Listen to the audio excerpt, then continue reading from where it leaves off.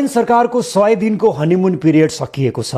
यो 100 दिनमा यो सरकारले के गर्यो भनेर आज सिंहदरबारमा पत्रकार सम्मेलन गरी जानकारी गराइएको छ। सरकारका प्रवक्ता सस्मित पोखरेलले सरकारले 100 दिनमा गरेका कुराहरूको हाइलाइट्स दिनुभएको छ। त्यसमा के छ महत्त्वपूर्ण बुँदाहरू तपाईलाई एक एक गरी भन्नेछु। यो महत्त्वपूर्ण हुन सक्छ।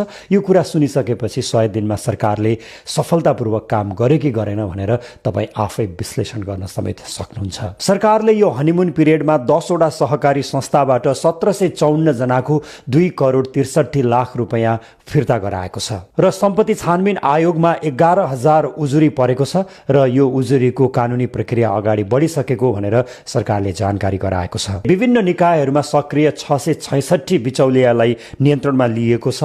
170 जनालाई मुद्दा चलाइएको बताइएको छ।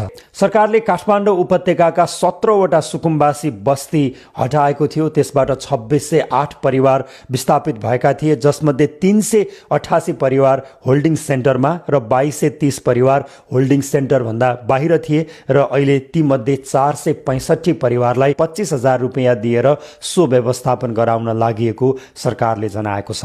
र त्यस्तै यो अवधिमा हेलो सरकारमा 10,925 वटा गुनासा र उजुरी परेका छन्, जसमध्ये 887 वटा समाधान भइसकेको छ। 3,286 वटा गुनासाहरू समाधानको प्रक्रियामा रहेको भनेर सरकारले जानकारी दिएको छ। त्यसै गरी हुम्ला र भोजपुर बाहेक अन्य जिल्लाहरूमा पासपोर्ट घर घरमै पुर्याउन थालिएको छ। हुलाक मार्फतबाट 2,06,330 थान पासपोर्ट हुलाकबाट विभिन्न जिल्ला प्रशासन कार्यालयहरूमा बुझाइएको छ।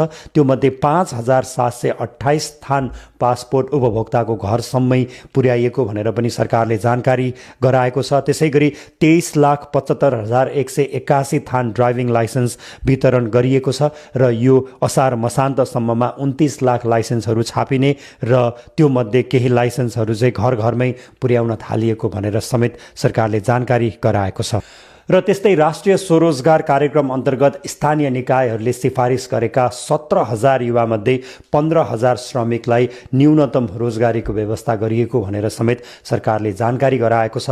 वैदेशिक रोजगारको क्षेत्रमा 1,004 वटा उजुरी फर्च्योट गरी 30 करोड 74 लाख रुपैयाँ क्षतिपूर्ति भराइएको समेत सरकारले जानकारी गराएको छ। र त्यस्तै जेन्जी प्रदर्शनका बेला घाइते र शहीद भएका 53 परिवारलाई 15 लाखका दरले राहत वितरण गरिएको र त्यस्तै 33 शहीद परिवारलाई चाहिँ नेपाल विद्युत प्राधिकरणमा करारमा जागिरमा नियुक्त गरिएको समेत सरकारले जानकारी दिएको छ।